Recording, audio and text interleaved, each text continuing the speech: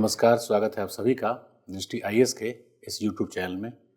दृष्टि आईएएस ने यूपीएससी अर्थात संघ लोक सेवा आयोग के साथ साथ कई राज्य लोक सेवा आयोग के लिए भी कई प्रकार की योजनाएं या कार्यक्रम प्रारंभ किए गए हैं, क्योंकि कोविड-19 की वजह से कई विद्यार्थी जिन्होंने नामांकन लिया भी था वो सेंटर्स पे आके ऑफलाइन क्लासेस अटेंड नहीं कर पा रहे थे। कई उनमें ऐसे विद्यार्थी भी हैं जो बिहार या भारत के सुदूरतम क्षेत्रों में रहते हैं, तैयारी बड़ी जीवटता या प्रतिबद्धता के साथ करते हैं, परंतु एक बेहतर रणनीति या जानकारी के अभाव में कई बार वो चूक जाते हैं। इसलिए टीम दृष्टि ने उन विद्यार्थियों को ही ध्यान में रखकर बीपीएससी अर्थात बिहार लोक सेवा आयोग के लिए यह कार्यक्रम प्रारंभ किया है कि यूट्यूब चैनल के माध्यम से वह सीख सकें, जान सकें कि किस प्रकार से तैयारी करनी है। इसके अलावा एक बेहतर रणनीति का निर्माण करके अर्थात स्मार्ट वर्क के साथ साथ, मतलब हार्ड वर्क तो होता ही है, स्मार्ट वर्क के साथ साथ अपने ज्ञान को प्रश्नों के स्रोत तक सुनिश्चित कर सकें, ताकि न केवल वो प्रश्नों को बढ़िया से बनाएं, पीटी पास करें, बल्कि अंतिम रूप से चयनित भी हों। टीम दृष्टि का यही उद्देश्य है। मैं संजीव श्रीवास्तव भूगोल, पर्यावरण तथा पारिस्थितिकी के एक्सपर्ट के तौर पे आप तक उन चीज़ों को अर्थात एक बेहतर रणनीति को, इसके साथ साथ जो प्रश्नों का विश्लेषण है, सिलेबस के विश्लेषण के साथ साथ प्रश्नों का पैटर्न है, उन दोनों में जो अंतर संबंध है, उन सभी चीज़ों को संप्रेषित कर रहा हूँ।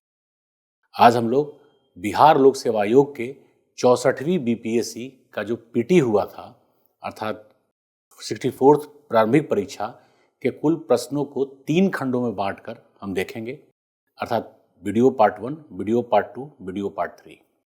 आज हम लोग 64th बीपीएससी पीटी के पार्ट 1 वीडियो को देखेंगे। इसमें कुल 10 प्रश्नों को हम शामिल करेंगे। प्रश्नों के उत्तर के बजाय, मतलब उत्तर तो पहले से भी आपके पास उपलब्ध होगा, आप यह भी जानने या सीखने का प्रयास कीजिए कि प्रश्नों के स्रोत तक किस प्रकार से अपने पहुंच को सुनिश्चित कर सकते हैं आसानी के साथ। तभी चयन की प्रक्रिया भी आसान हो सकती है। साथ ही साथ आप यह भी सोचें कि अगर इस सेक्शन से इस प्रकार का प्रश्न आया है तो आगे किस प्रकार के प्रश्न आ सकते हैं। अर्थात जो सिलेबस वेबसाइट पे मेंशन है, अक्सर यही होता है कि प्रश्नों का पैटर्न ये बताता है कि आपको किस किस प्रकार के सेक्शंस को कितनी गहनता के साथ या सहजता के साथ तैयार करना चाहिए। चलते हैं 64th बीपीएससी प्रारंभिक परीक्षा के इस प्रथम वीडियो में, अर्थात वीडियो पार्ट 1 में पहले से लेकर के 10वें प्रश्न तक को देखते हैं। जो पहला प्रश्न है, बिहार के निम्न हिस्सों में से कौन सा हिस्सा भूतात्विक दृष्टि से अपेक्षाकृत पुराना है? Which one of the following parts of Bihar is geologically, यहां पे भूतात्विक के बजाय भूगर्भिक भी हो सकता है,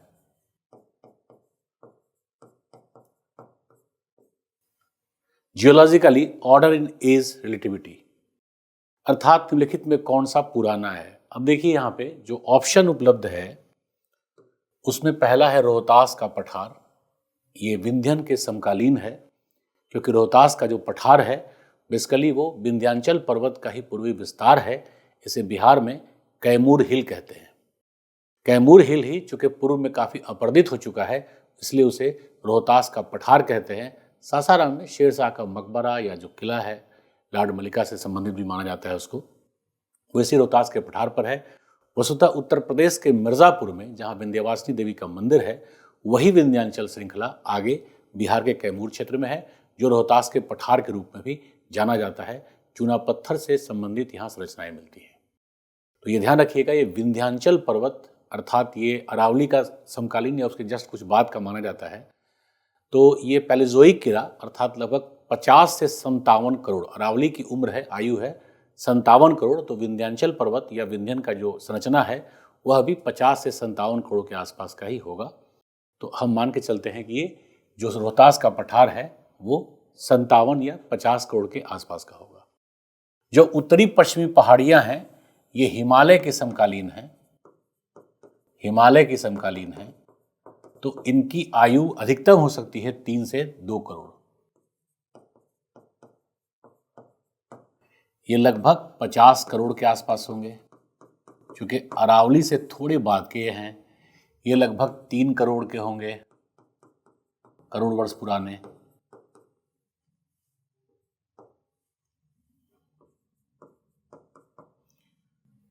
जो खड़गपुर की पहाड़ियां हैं ये आप ध्यान रखिएगा, ये गया में, राजगीर में, नालंदा में, इन क्षेत्रों में या मुंगेर हिल तक इसका विस्तार पाया जाता है। वस्तुतः ये प्रायद्वीपीय पठार के हिस्सा है और प्रायद्वीपीय पठार जो भारत का है मूलतः झारखंड से संबंधित है। छोटा नागपुर के पठार का ही उत्तर पश्चिमी विस्तार कह सकते हैं हम इसको। ये प्राचीनतम गोंडवाना भूमि का भाग है, अर्थात पृथ्वी के प्राचीनतम संरचनाओं में से एक है। हालांकि आर्कियन चट्टानें अब लगभग विखंडित हो चुकी हैं, फ्रेगमेंटेड हो चुकी हैं, तो बिहार के इस खड़गपुर पहाड़ियों में भी वो फ्रेगमेंटेशन देखने को मिलता है, अर्थात उसके ऊपर द्वितीयक प्रकार के चट्टानों का निर्माण हुआ है। विंध्यन भी हालांकि द्वितीयक चट्टान ही है, परंतु बिहार के इस खड़गपुर पहाड़ी क्षेत्र में जो धारावार क्रम की चट्टानें हैं सीमित रूप से ही सही वो भी पाई जाती हैं और कुछ विंध्यन भी। तो ये जो गया, राजगीर, नालंदा आदि के क्षेत्रों में पाया जाने वाला संरचना है, ये लगभग मान के चलिए यदि हम द्वितीय संरचना को लें तो 2 अरब वर्ष पुराना भी हो सकता है।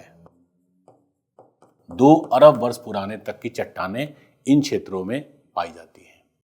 पर्यटन की प्रक्रिया में आपको पता होगा कि बिहार में जो शीशे का पुल बना है वो भारत में बनने वाले पर्यटन के दृष्टिकोण से पहला शीशे का पुल है, पर्यटन के लिए ही बनाया गया है उसको। तो ये संरचना के अंतर्गत जो सबसे प्राचीन है ये खड़गपुर की पहाड़ियाँ ही हैं।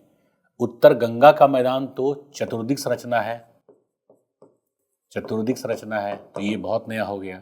उपयुक्त में से कोई नहीं की आवश्यकता नहीं है, अर्थात उत्तर हो जाएगा खड़गपुर की पहाड़ियाँ। और आप इसी सीक्वेंस में यदि याद करें तो बड़ा आसान होगा किसी भी चीज़ को समझना। जैसे बिहार में जो गया है, नालंदा है, थोड़ा बहुत जो उसी के आसपास का मुंगेर हिल है जहाँ कभी शोरा या चांदी मिला करता था, अब तो खैर चांदी नहीं है, राजगीर का क्षेत्र हो गया, ये सब का सब खड़गपुर पहाड़ी या छोटा नागपुर के पठार का विस्तार है। छोटा नागपुर के पठार के बेड मतलब आंतरिक भूगर्भीय भाग में अभी भी प्राथमिक क्रम के आर्कियन चट्टानें मिलती हैं, लेकिन ऊपर में ऋतुक्षरण की प्रक्रिया से उनका विखंडन हो गया है, इसलिए अब द्वितीय क्रम की चट्टानें मिलती हैं। तो सबसे प्राचीनतम चट्टानें यही हो जाती हैं। और जो गया में बराबर की पहाड़ियाँ हैं, बराबर हिल्स जिसको बोलते हैं, अब देखो अगर हिस्ट्री से कोरिलेट करेंगे तो वहाँ पे किस किस धर्म की गुफाएं हैं, तो वहाँ पे आप जनरली सोचते हैं तो लगता है बौद्ध धर्म के लिए, चूँकि अशोक ने उसमें कुछ गुफाओं को दान भी दिया था, लेकिन वहाँ पर जैन भी हैं, बौद्ध के साथ साथ आजीवक भी हैं। तो ऐसे चीज़ों को इतिहास से, भूगोल से या आंचलिकता के साथ जोड़ करके जब आप तैयार करते हैं तो उत्तर फिर रटना नहीं पड़ता और आपके दिमाग में लंबे समय तक वो सस्टेन भी करता है। तो चलते हैं अगले प्रश्न की ओर। इसका उत्तर हो जाएगा खड़गपुर की पहाड़ियाँ। जो दूसरा प्रश्न है, बिहार का अधिकांश क्षेत्र आच्छादित है।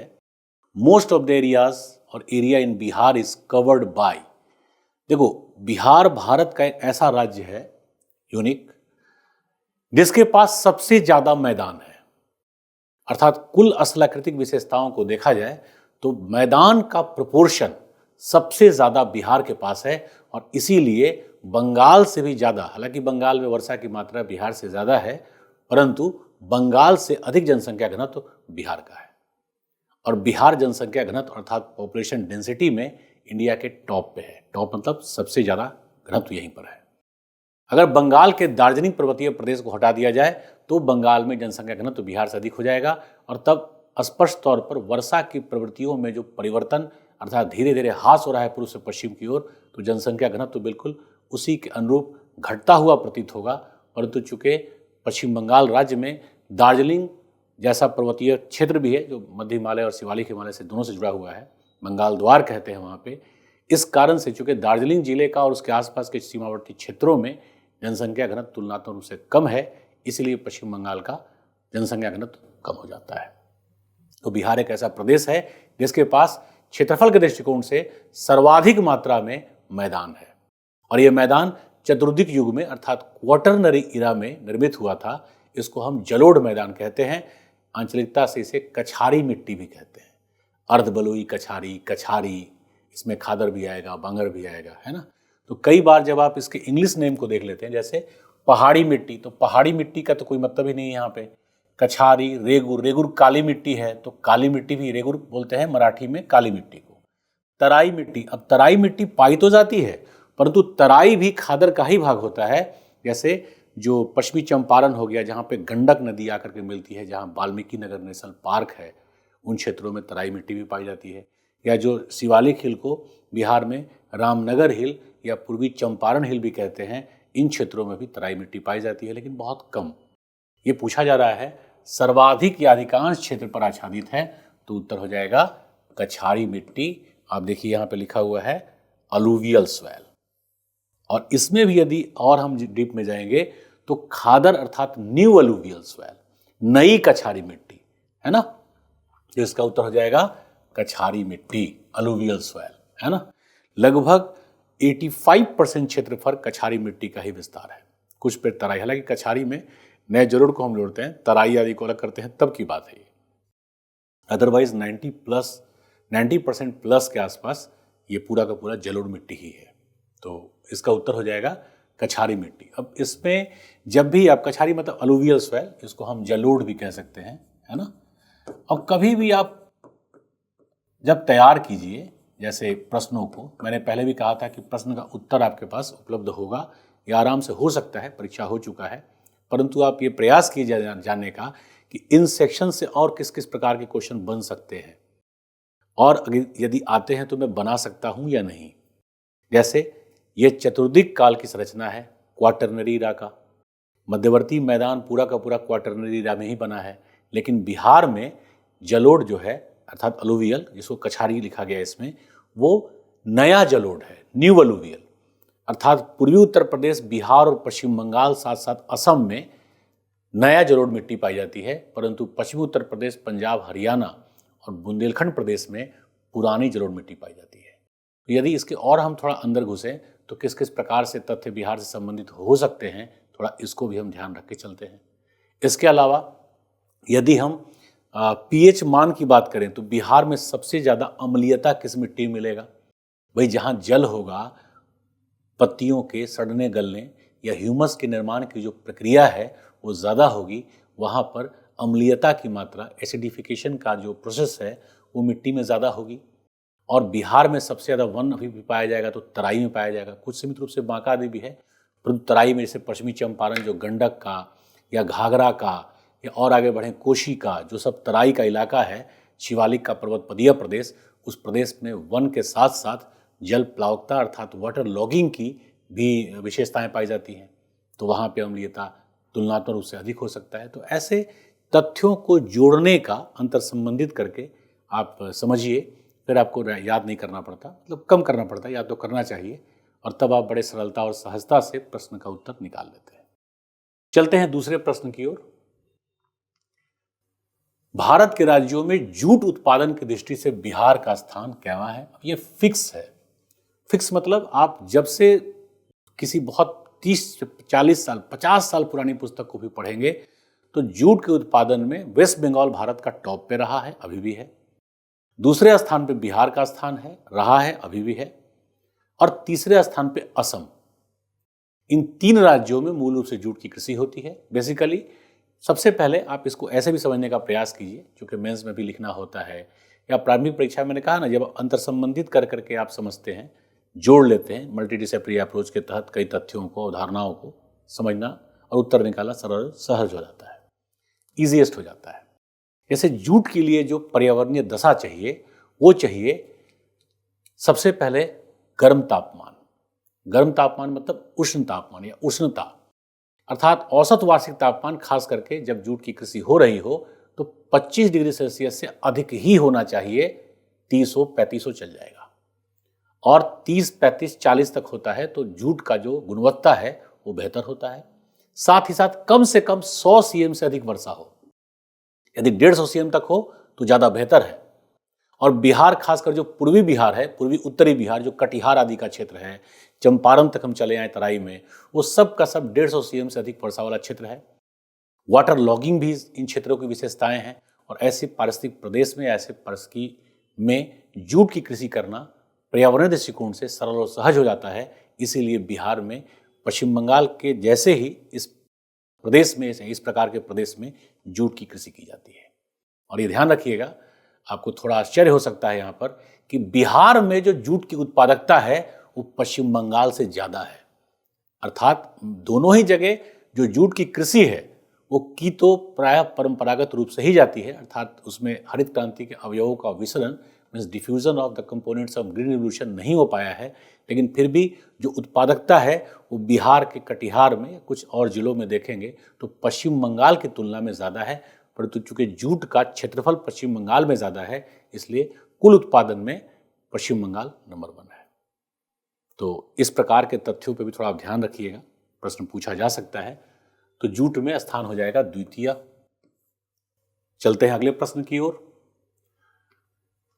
जो चौथा प्रश्न है, 2017-18 में बिहार राज्य में कृषि में कार्यरत जनसंख्या का प्रतिशत क्या है? What is the percentage of population in Bihar state employed in agriculture sector in 2017-18? ये अभी भी लगभग 66 के आसपास ही है, बहुत इसमें कोई चेंज नहीं आया है। क्योंकि 20 में तो वैसे भी कोविड-19 आ गया, अभी हम लोग मार्च 2022 में है, प्रथम सप्ताह के। तो कोविड-19 के आने के बाद कोई बहुत रेडिकल चेंज नहीं आया, बल्कि जो नकारात्मक या ऋणात्मक माइग्रेशन या प्रवास की प्रवृत्तियाँ प्रारंभ हुई महाराष्ट्र से, गुजरात से, जो लोग बाउंडेड लेबरर्स थे पहले बिहार में, पूर्वी उत्तर प्रदेश में, वो माइग्रेट किए थे रोजगार के लिए। तो कोविड-19 के समय उनको ऋणात्मक प्रवास की प्रक्रिया के अंतर्गत अपने घरों को वापस लौटना पड़ा। उसमें बिहार भी एक प्रमुख राज्य था। सबसे बड़ा राज्य इसमें उत्तर प्रदेश था, दूसरे स्थान पे बिहार था, तीसरे स्थान पे उड़ीसा या फिर झारखंड या कुछ सीमित रूप से छत्तीसगढ़ को भी कह सकते हैं। तो ओवरऑल अगर हम देखेंगे तो ये आता है 68%। हालांकि देखिए ऑप्शन बड़ा नजदीक है, 65, 67, 68।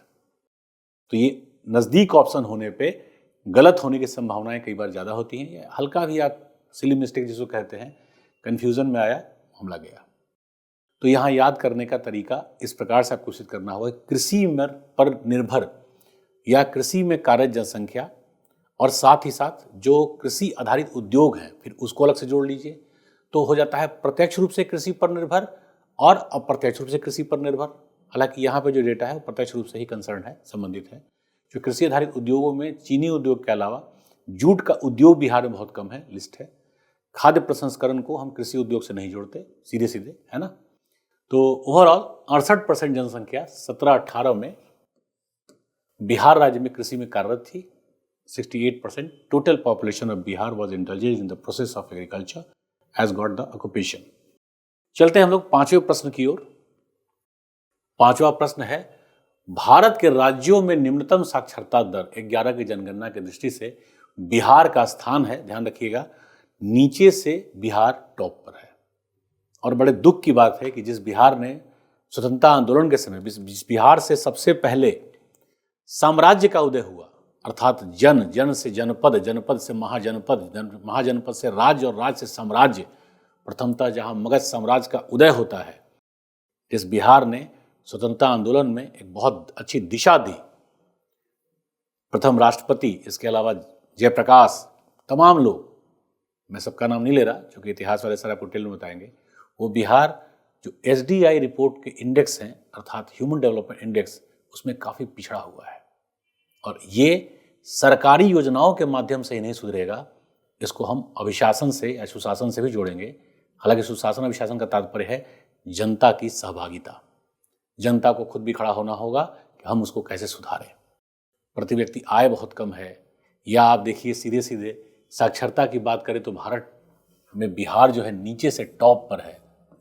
जिस बिहार से इतने ज़्यादा ब्यूरोक्रेट्स जन्म लेते हैं, मतलब बनते हैं, विद्या में मैट्रिक पास करने के बाद यदि आप बात कीजिएगा तो बचपन से जैसे दिमाग में डाल दिया गया हो कि मुझे IAS IPS या डिप्टी SP या SDM ही बनना है, ये बहुत अच्छी बात है। लेकिन फिर ऐसा क्या हो जाता है कि साक्षरता में बिहार नीचे से टॉप पर है। इसके बाद देखेंगे अरुणाचल प्रदेश है। हालांकि राजस्थान जो बिहार मतलब विकास के प्रतिमानों में बहुत तेजी से आगे बढ़ रहा है, बीमारू राज्य की श्रेणी से कई लोग कहते हैं बाहर हो गया, कई लोग कहते हैं अभी है, आप रखिए बाहर कीजिए, परंतु साक्षरता की प्रक्रिया में भी राजस्थान ने बहुत बेहतर कार्य किया है। बिहार डिटेरिएट हो रहा है, बाकी राज्य बेहतर कर रहे हैं, ये कम से कम बिहार के लिए बड़ा ही ऋणात्मक जाता है, नकारात्मक जाता है। तो डेटा वाइज चलेंगे तो बिहार का टॉप स्थान है साक्षरता में नीचे से, अर्थात निम्न साक्षरता में बिहार सबसे उच्च स्थान पे है। मामला वही हुआ, means among the state of India Bihar's rank in terms of lowest literacy rate 2011 census is that got top rank. चलते हैं अगले प्रश्न की ओर। भारतीय जनगणना, अभी मैं चर्चा कर रहा था कि बिहार में जो प्रतिमान हैं, जो मानक हैं ह्यूमन डेवलपमेंट इंडेक्स के, वो बड़े नेगेटिव हैं। इससे भी आपको स्पष्ट होगा। जैसे भारत का लिंगानुपात, भारत के लिंगानुपात की बात करें तो ये 940 है 2011 के अनुसार। ठीक है, अब हम चलते हैं बिहार का। तो भारतीय जनगणना 2011 के अनुसार बिहार राज्य में लिंगानुपात क्या है? What is the sex ratio in Bihar state as per the census of India 2011? That is 918. Can you imagine कि 40 तो ऑलरेडी कम है, 40 ऑलरेडी कम है, लेकिन यदि हम फिर बिहार की बात करें तो ये 918 है, अर्थात 22 और भी घट जाता है और इट्स सीवियर। यदि 950 के नीचे है तो उसे बेहतर कतई नहीं माना सकता। बेहतर तो वैसे 1000 से कम है तभी नहीं माना जाएगा, लेकिन 950 से नीचे नकारात्मक, मतलब ऐसा माना जाता है कि बहुत सारी बुरी प्रवृत्तियां, जो मानवीय प्रवृत्तियां हैं, उनकी वजह से ऐसा हो रहा है। और बिहार में 918 है, निसंदेह इसे सुधारना ही चाहिए। तो थोड़ा सा यहाँ से मेंस का प्रोस्पेक्टिव भी कंसर्न हो जाता है। तो छठे प्रश्न का, अर्थात बिहार का लिंगानुपात 11 के अनुसार 918 है। हाँ, अच्छी बात यह है, मैं आपको बता दे रहा हूँ, 21 का जो सेंसस आया है, अर्थात 21 का पूरा रिपोर्ट अभी पब्लिश सरकार ने नहीं किया है, जो कोविड-19 का समय चल रहा है अभी, कई उसमें बाधाएं भी आई हैं।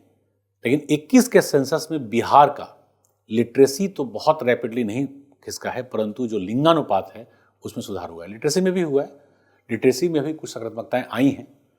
तो चलते हैं 7वें प्रश्न की ओर। जो 7वां प्रश्न है, Madhepura locomotive factory, Madhepura locomotive factory में निर्मित भारत की सबसे शक्तिशाली विद्युत रेल इंजन का सामर्थ्य है। The capacity of India's most powerful electric locomotive engine made in Madhepura locomotive factory is. देखो, इसका सिंपल आंसर है 12,000 हॉर्स पावर। अश्व शक्ति इसको बोलते हैं, अश्व शक्ति।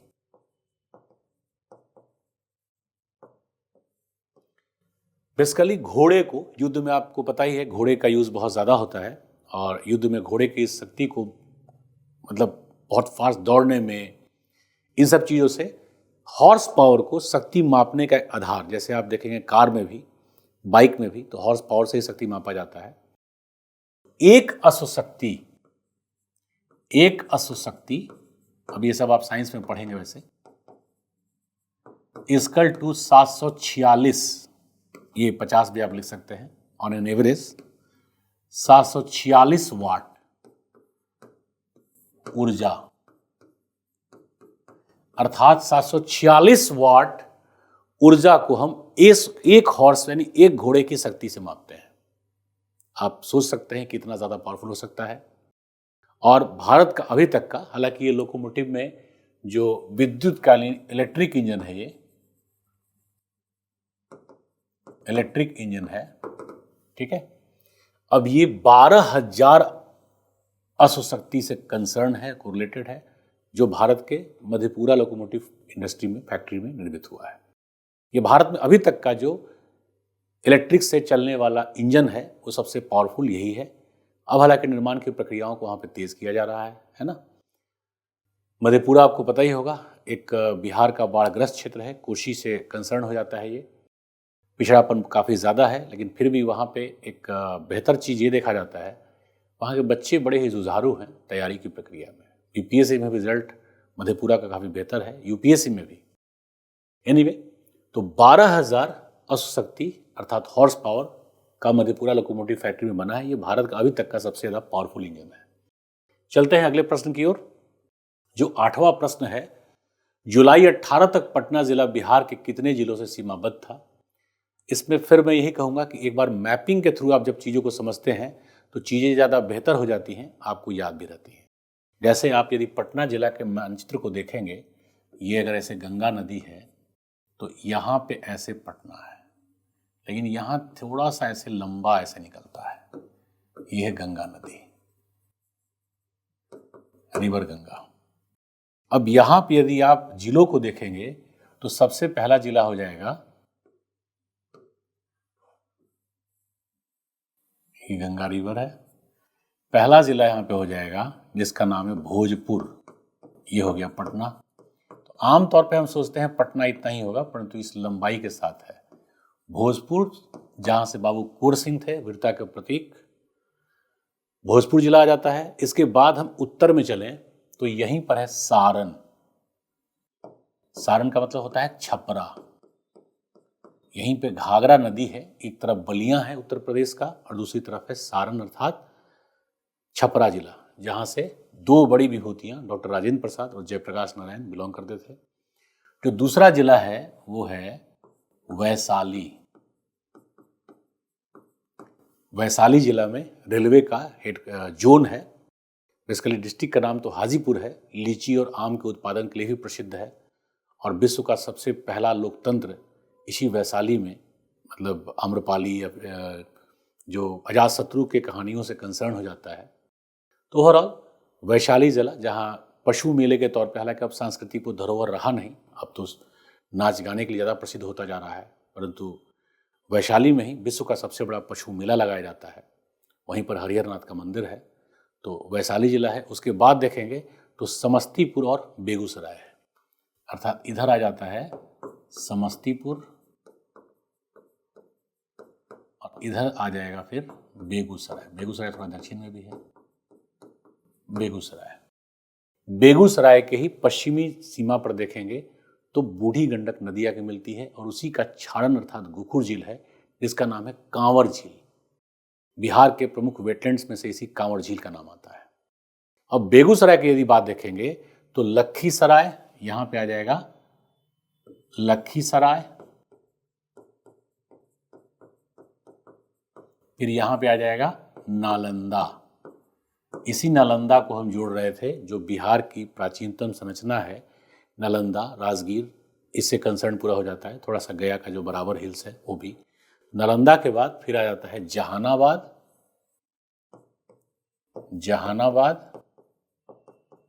और फिर आ जाता है अरवल।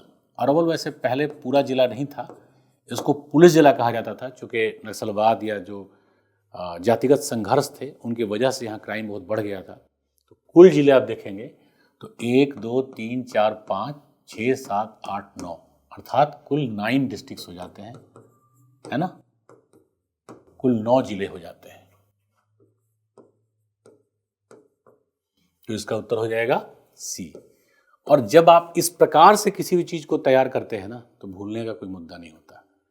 आप याद, मतलब इसको रट्टा मत करिए मारिए कि बिहार में पटना के 7-9 जिले मिलते हैं उसकी सीमा, या फिर सीवान से कितने के मिलते हैं। आप बिहार के मानचित्र को देखिए और तब एक पर्यटन की भांति जोड़िए कि सीवान से अगर मैं देखूं तो कितने जिलों से उसकी सीमा मिलती है। क्या सीवान के पास से गंगा नदी गुजरती है, या सीवान के पास से कौन सी नदी, सीवान ही नहीं, मतलब जो भी जिले हैं। मैंने कहा ना कि बेगूसराय के पश्चिम में आके मिलती है बूढ़ी गंडक, और उसी का एक गोखुर झील है जिसको कहते हैं कांवर झील। ये बिहार के प्रमुख वेटलैंड्स में शामिल है। तो इस प्रक्रिया से आप तैयार करते हैं तो चीज़ें आराम से और फिर लंबे समय तक सस्टेन करती हैं, और तब आप बेहतर परफॉर्मेंस भी कर पाते हैं। चलते हैं अगले प्रश्न की ओर। तो जो 9वां प्रश्न है, बिहार में किस प्रकार के उद्योगों की प्रत्याशा एवं संभावनाएं हैं? Which type of industries has potentials and prospects in Bihar? Undoubtedly that would be the agro based industries. The answer would be D, कृषि आधारित। देखो, तेल शोधनागार हालांकि बरौनी में है, परंतु बिहार में दूर दूर तक इसकी संभावनाएं कम है। अर्थात आप बनाएंगे भी तो उसका आउटपुट, अर्थात जो खर्चील, मतलब उसका कुल मूल्य होगा, वो तुलनात्मक रूप से ट्रांजिट लॉस के कारण ज़्यादा हो जाएगा। प्लस ये पर्यावरण संबंध भी नहीं होता। इसके अलावा देखिए तो वन आधारित उद्योग, बिहार में वन बहुत कम है, ये भी आपको पता है। तो वन आधारित उद्योग, यदि ऐसे पूछा जाए कि बिहार में वन आधारित उद्योग की संभावनाएं कहाँ पर हैं, तो आप सबसे पहले जाइए चंपारण, जहाँ वाल्मीकि नगर नेशनल पार्क है, बांका, या उन जिलों में जाइए जहाँ पे वन ज़्यादा है। परंतु ओवरऑल बिहार की बात करें तो मैदान ज़्यादा है और मैदान को काट करके कृषि योग्य भूमि में कन्वर्ट कर दिया गया है। तो वन आधारित उद्योग की संभावनाएं भी यहाँ पे बहुत कम है, सीमित हैं। बालू का खनन उद्योग, अब देखो बालू का खनन उद्योग में, यानी बालू के जो सैंड का जो माइनिंग होता है, उसको लेकर के सुप्रीम कोर्ट से लेकर के पटना हाई कोर्ट के भी कई ऐसे आदेश आ चुके हैं भाई इलीगल माइनिंग को रोका जाए। खासकर जो भोजपुर और पटना के सीमा पर जो सोन नदी है, सोन माइनिंग के लिए इंडिया में बेस्ट सूटेड रिवर्स में से काउंट होती है। इसके अलावा जो गया से इधर आएंगे तो जैसे जहानाबाद की तरफ से, तो वहीं पे डेहरी अनसोन का मतलब सोन नदी आई है, वहाँ से लेकर के माइनिंग बहुत तेज़ी से बढ़ जाता है। लेकिन अगर सीमित रूप से माइनिंग करते हैं तो दूसरा, एक तो माइनिंग सारी नदियों में पॉसिबल नहीं है, दूसरा सीमित माइनिंग करते हैं तो उसको बहुत बड़े इंडस्ट्री का नाम हम दे नहीं सकते, है ना। इंडस्ट्री का मतलब है वो पूरे राज्य में सबसे ज़्यादा फ्लरिश करने की संभावनाएं रखता हो। अब कृषि उद्योग आधारित उद्योग की बात करें तो बिहार में इसकी सर्वाधिक संभावनाएं हैं, क्योंकि बिहार में 3 जिले मौलिक रूप से हरित क्रांति के जिले हैं जहां चावल की उत्पादकता भी ज़्यादा है। इसके अलावा गन्ने कृषि को लेकर के आप देखें तो चावल से भी कई प्रकार के मतलब खासकर जो उत्पाद हो सकते हैं बाई प्रोडक्ट्स के तौर पे, लेकिन उसके अलावा हम देखें तो जूट आधारित उद्योग, गन्ना, कपास की कृषि भी बेहतर हो सकती है। जो नालंदा और गया का क्षेत्र है, यहाँ पे बेहतर गुणवत्ता कपास का उत्पादन हो सकता है, अर्थात संभावनाएं इसकी भी हैं। और पूछा तो ही जा रहा है ना, संभावनाएं हैं, तो कपड़ा उद्योग की संभावनाएं भी बन सकती हैं। इसके अलावा जो फूड प्रोसेसिंग इंडस्ट्रीज है, सेज एज तक हम बना सकते हैं, क्योंकि बिहार में भारत का सबसे बढ़िया गुणवत्ता का लीची उत्पादित होता है। इसके अलावा आम की जो वैरायटीज़ हैं बिहार में बहुत ज़्यादा है। तो इन सब चीज़ों को यदि जोड़ते हैं तो फूड प्रोसेसिंग इंडस्ट्रीज़ भी, इवन जामुन भी, और भी कई चीज़ें हैं जो फूड प्रोसेसिंग इंडस्ट्रीज़ में, खाद्य प्रसंस्करण के उद्योग में बहुत बेहतर एक माइलस्टोन का कार्य कर सकते हैं। तो सबसे ज़्यादा संभावना बिहार में कृषि आधारित उद्योग की ही है। तो इसका उत्तर हो जाएगा डी। चलते हैं 10वें प्रश्न की ओर। सुलभ इंटरनेशनल, ये बिहार के बिंदेश्वरी पाठक जी ने शुरू किया था, एक क्रांति का रूप धारण कर चुका था ये। सुलभ इंटरनेशनल ने बिहार के किस नगर में सस्ती दर पर पेयजल, ड्रिंकिंग वाटर उपलब्ध कराने हेतु सुलभ जल, बेसिकली जो सुलभ इंटरनेशनल है, आपको पहले पता होगा कि भारतवर्ष में, पूरे भारतवर्ष में स्टेशन के पास, बस अड्डे के पास जो भी वॉशरूम या टॉयलेट्स बनते थे वो सुलभ इंटरनेशनल बनाता था। और उसके कई प्रोजेक्ट्स थे, जैसे एक तो भाई सस्ते दर पे आपके पास टॉयलेट जाने का, सफाई उस लेवल का, भाई आप होटल जैसे 2 स्टार 3 स्टार या 5 स्टार खोजिएगा तब तो नहीं मिलेगा। लेकिन कई लोग ऐसे हैं, खासकर महिलाएं इसलिए बोल रहा हूँ क्योंकि पुरुष इधर उधर भी हल्के हो लेते हैं। महिलाओं के लिए तो बहुत आवश्यक था ये।